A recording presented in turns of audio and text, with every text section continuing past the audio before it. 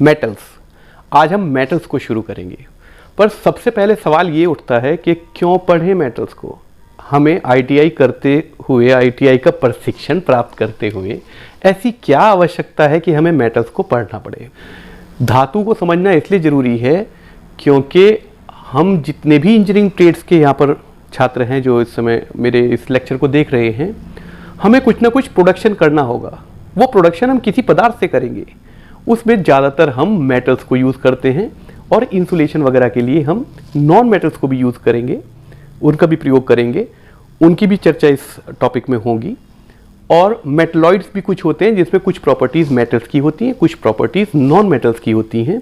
उनका भी हम प्रोडक्शन में प्रयोग करते हैं इलेक्ट्रॉनिक्स आइटम बनाने में, जैसे डायोड, ट्रांजिस्टर एटसेट्रा। तो इसको पढ़ना क्यों चाहिए? थोड़े से सवालों के जवाब ढूंढने की कोशिश करते हैं। आप कास्ट आयरन को जानते हैं? डेग चून हम कहते हैं उसको। कभी आपने डेग चून के तार देखे हैं या बर्तन कोई देखा हो डेग चून का? हम डेग चून के तार और बर्तन क्यों नहीं बनाते हैं? लोहे के तार तो बन सकते हैं, पर उन तारों को हम मोटर की वाइंडिंग में क्यों प्रयोग नहीं करते हैं? वाइंडिंग में हम कॉपर और एल्युमिनियम के तारों को क्यों प्रयोग करते हैं? कार्बन अगर किसी पदार्थ में उपस्थित हो तो वो उसको इतना हार्ड भी बना सकता है जितना हाई कार्बन स्टील को बना देता है, जिससे हम दूसरी धातु को काट सकते हैं। और वो कार्बन अपने आप में बहुत सॉफ्ट है, जैसे कि आपने पेंसिल की लीड में देखा होगा या कोयले में देखा होगा, वो सब कार्बन ही तो है। तो क्यों कार्बन कभी सॉफ्ट होता है और कभी इतना हार्ड हो जाता है कि वो दूसरे धातुओं को काट दे? इसके अलावा आपने स्टील को देखा होगा, स्टील की कोई आपने पत्ती देखी होगी, उस पर अगर हम हथौड़ा मारते हैं वो मुड़ जाती है, लेकिन कास्ट आयरन पर अगर हम हथौड़ा मारेंगे तो वो टूट जाएगी।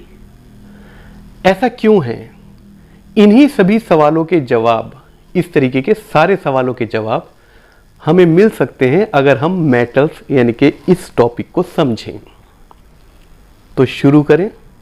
शुरू करने के लिए मैं आपको ले जाऊंगा आपके इंटर स्कूल में। वहाँ पर आपके एक अध्यापक केमिस्ट्री पढ़ा रहे थे, वो आपको मॉडर्न पीरियोडिक टेबल समझा रहे थे। मेंडलीव की पीरियोडिक टेबल समझाने के बाद आपको मॉडर्न पीरियोडिक टेबल समझाई, जिसमें बढ़ते हुए एटॉमिक नंबर के क्रम से हमने सारे एलिमेंट्स को एक टेबल में लगाया है। वो टेबल, ये मत कहना कि सर पढ़ी तो थी अब याद नहीं है, मुझे भी याद नहीं है। तो उसको स्क्रीन पे ले आते हैं। ये रही आपकी टेबल। अब इस स्क्रीन से हम उसको समझते हैं। इसको थोड़ा बड़ा कर दूं? ठीक है। अब इस टेबल में आप देख पा रहे हैं कि एक रेड कलर की स्टेयरकेस है। रेड कलर की स्टेयरकेस है।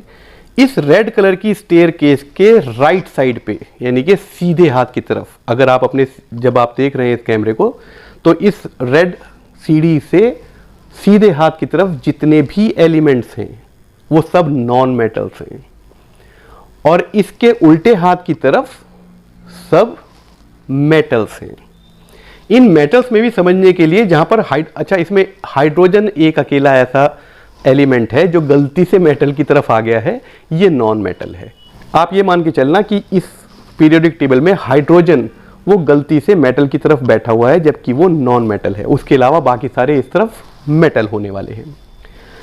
अब इसमें जो पहला आपको कॉलम दिखाई दे रहा है हाइड्रोजन के नीचे, इसको फर्स्ट ए ग्रुप कहते हैं।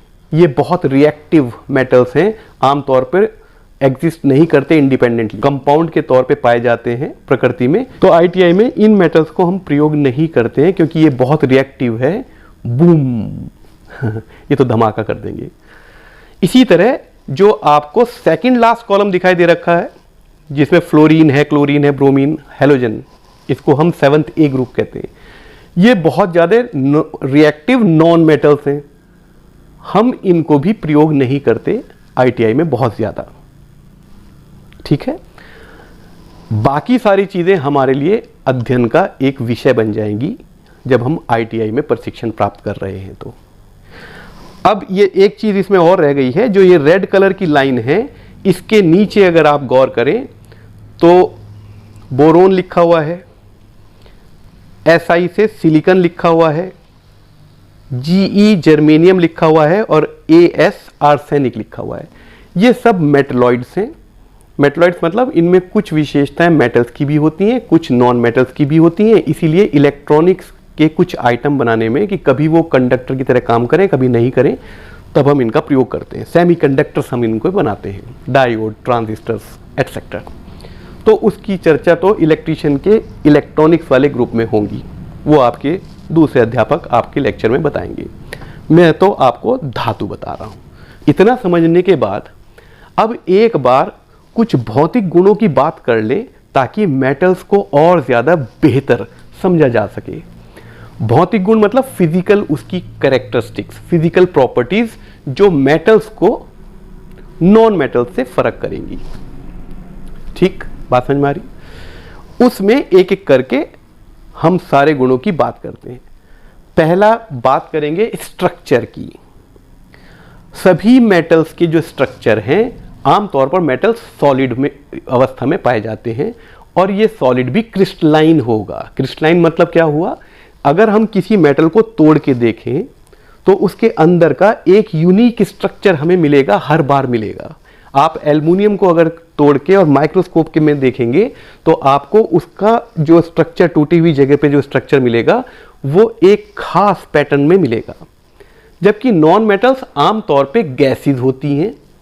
अगर सॉलिड हैं भी, जैसे कार्बन है, उसमें फॉस्फोरस है, तो ये एमॉर्फस स्टेट में मिलते हैं। एमॉर्फस मतलब जो क्रिस्टलाइन नहीं होते, जिनका कोई यूनिक स्ट्रक्चर नहीं होता। तो एक डिफरेंस तो ये हुआ जो मेटल्स को नॉन मेटल्स से फर्क करता है। अगला गुण जो इन दोनों के बीच में फर्क करेगा वो है रंग, कैरेक्टरिस्टिक कलर। हर मेटल का अपना एक कैरेक्टरिस्टिक कलर होता है।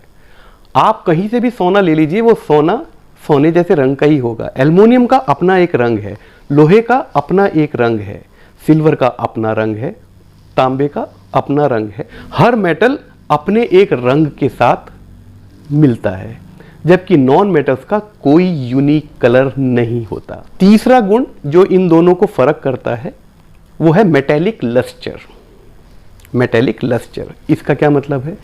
इसका मतलब यह है कि अगर किसी मेटल की आप सतह को घिसेंगे और उसको बहुत चिकना करना चाहेंगे, घिस के उसको सतह को स्मूथ करना चाहेंगे, तो वो सतह चमकदार होगी, एक रंग से चमकेगी। रंग तो अलग बात है, उसमें एक चमक आएगी, जबकि नॉन मेटल्स में वो चमक प्रेजेंट नहीं होती है।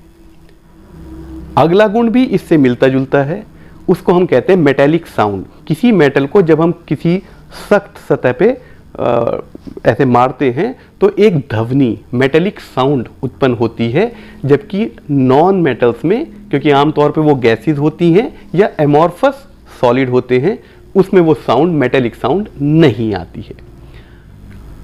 अगला गुण बहुत इंपॉर्टेंट है, वो है उसका चालकता का गुण, कंडक्टिविटी। मेटल्स इलेक्ट्रिसिटी के और ऊष्मा के सुचालक होते हैं, बहुत अच्छे कंडक्टर्स होते हैं, जबकि नॉन मेटल्स के अंदर से ना तो ऊष्मा और ना ही विद्युत वो उसको बहने नहीं देते, वो इंसुलेटर के काम करते हैं। अगला गुण चुंबकीय गुण, मैग्नेटिक प्रॉपर्टी। मेटल्स में चुंबकीय गुण विद्यमान होते हैं, नॉन मेटल्स में नहीं होते। अब आप कहेंगे साहब ये तो आपने सही बात नहीं कही, हर मेटल में थोड़ा ही होते हैं, सिर्फ लोहा ही तो चुंबकीय गुण रखता है।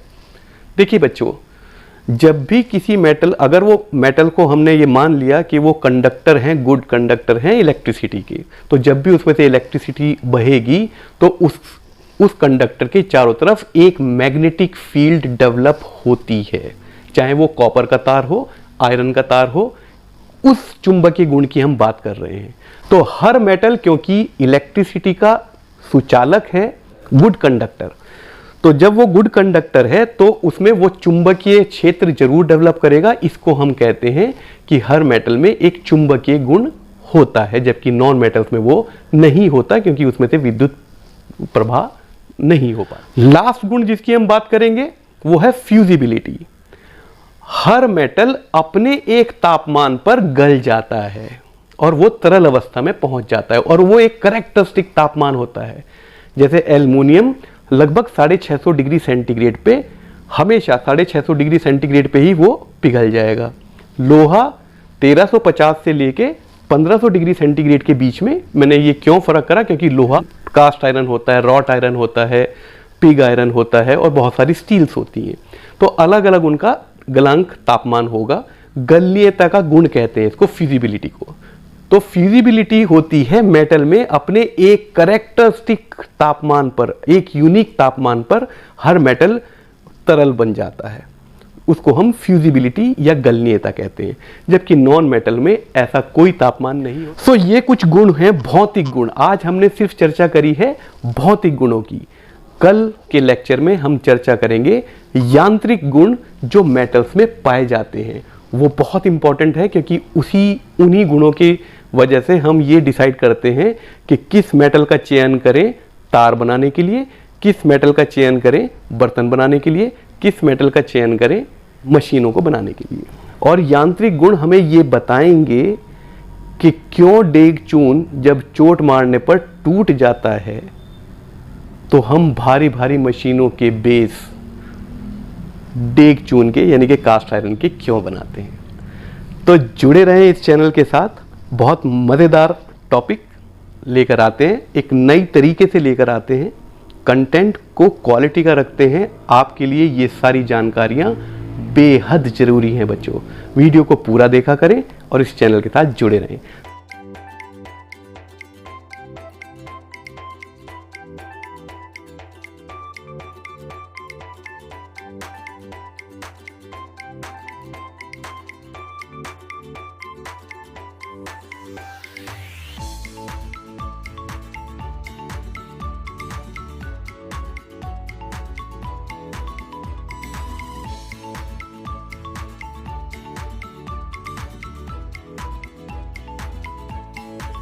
Thanks for watching this video.